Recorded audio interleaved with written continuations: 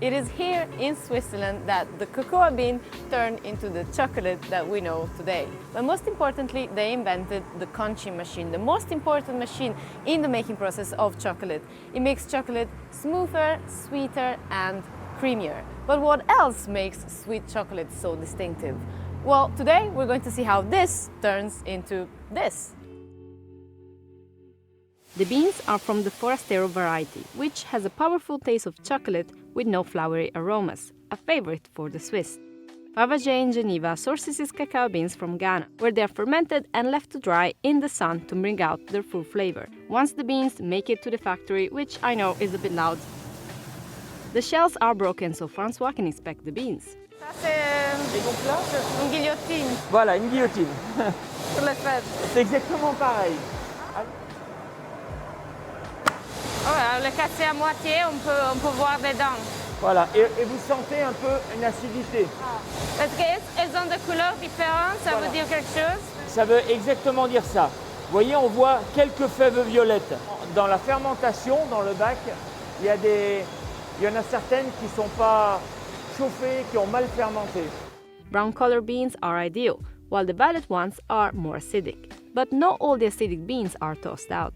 About 30% of any batch of beans are violet, because maintaining some acidity is important for Swiss chocolate at this stage.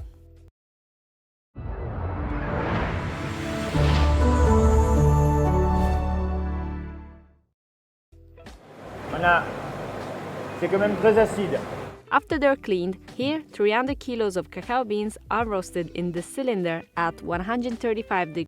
Beans are violet, because maintaining some acidity is important for Swiss chocolate at this stage. C'est quand même très acide. After they're cleaned, here 300 kilos of cacao beans are roasted in the cylinder at 135 degrees Celsius. Attention, ça fait chaud là. Wow, ok. Ça fait très froid ce matin, ça. Et la fève, c'est un peu comme les amandes ou le café. Ce qu'il faut, c'est on le torréfie à quelques secondes près et après il faut vite le faire refroidir. Parce que si on laisse une grosse masse chaude refroidir toute seule, elle continue à cuire. Mais là maintenant, elle est torréfiée. Ce qu'on veut, c'est une belle couleur. On veut la peau, on veut une peau qui craque. Vous voyez, elle craque. On l'entend.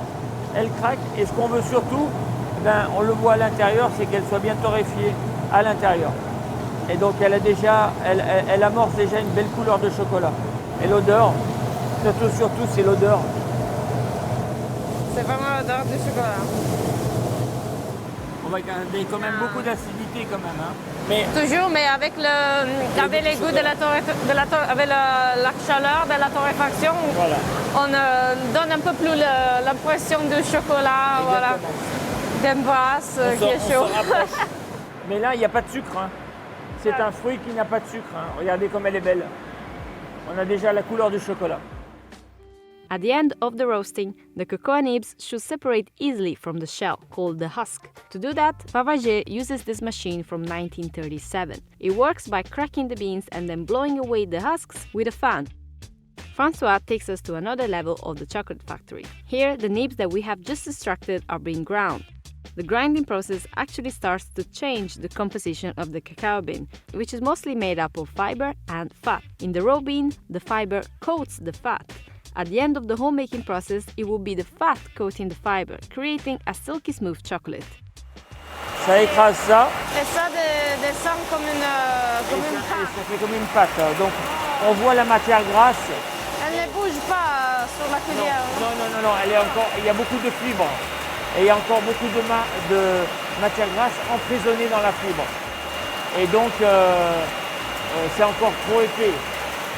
Ça va passer dans les machines pour vraiment faire ça beaucoup plus fin. The fat might still be trapped in the fiber, but heating it up in the grinding process has definitely brought its acidity to life. Oh, c'est très fort, hein? Ouais, ça a un peu l'odeur, la même odeur du liqueur en fait, de l'alcool.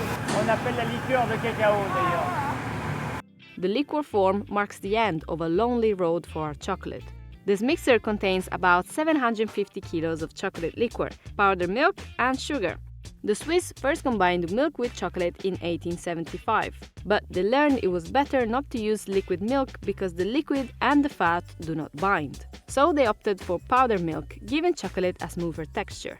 François uses whole milk with at least 26% fat for his milk chocolate recipe here at Favarger.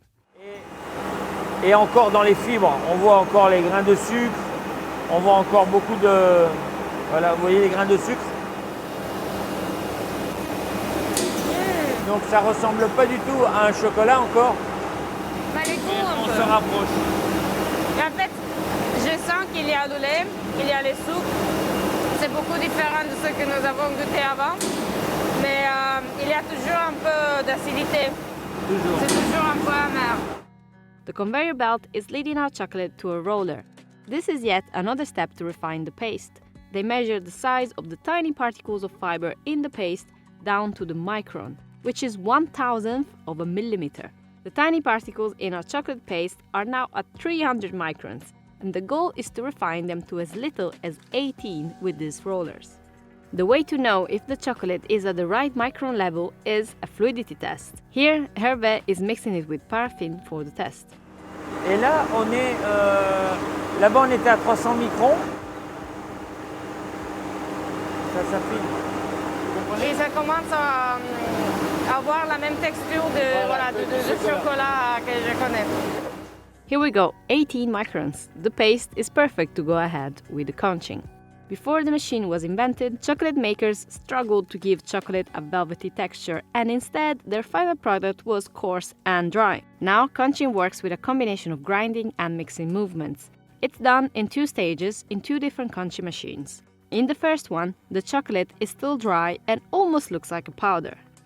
Donc là, à ce niveau-là, c'est pour ça que c'est aéré. C'est pour vraiment concher, c'est-à-dire vraiment sortir la matière grasse de la fibre. Et en même temps, évacuer l'acide. Donc c'est constamment brassé. Oh, ok.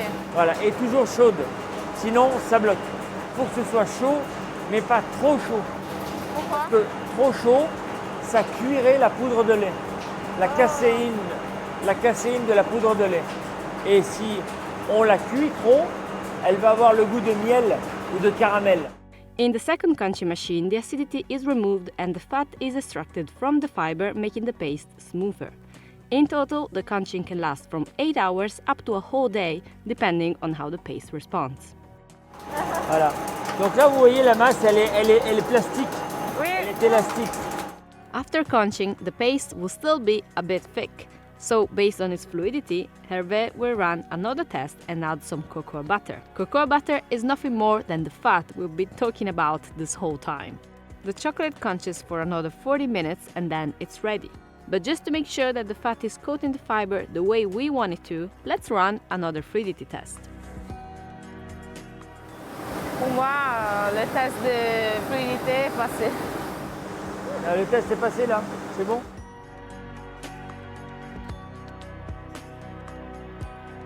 Of course, no tour of a chocolate factory is complete without a visit to the chocolate atelier. Donc ça sera comme ça, celui qu'on est en train de faire, il sera comme ça. C'est très lisse. Voilà, très lisse. Fantastique. François and his team create everything from small chocolates to these big chocolate cauldrons embellished with Geneva's coat of arms. They are called marmites and they are eaten in the city's Fête de l'Escalade. But as much as I would like to attempt making my old cauldron, my chocolate making skills are not at this level yet. So François decided it's best to go for a simple bar. Oh non, je voulais faire un travail de précision, non. Non, c'est... Alors, ça, c'est simple. Oh, ok. Il n'y a pas... Allez-y, il y a pas, ça va faire une tablette. Et maintenant, vous mettez les fruits, il y a des noix et puis des pistaches. Donc ça, ce sont des griottes. Vous avez des amandes, des noisettes.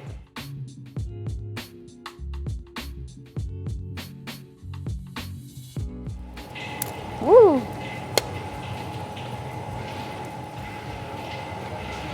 Santé.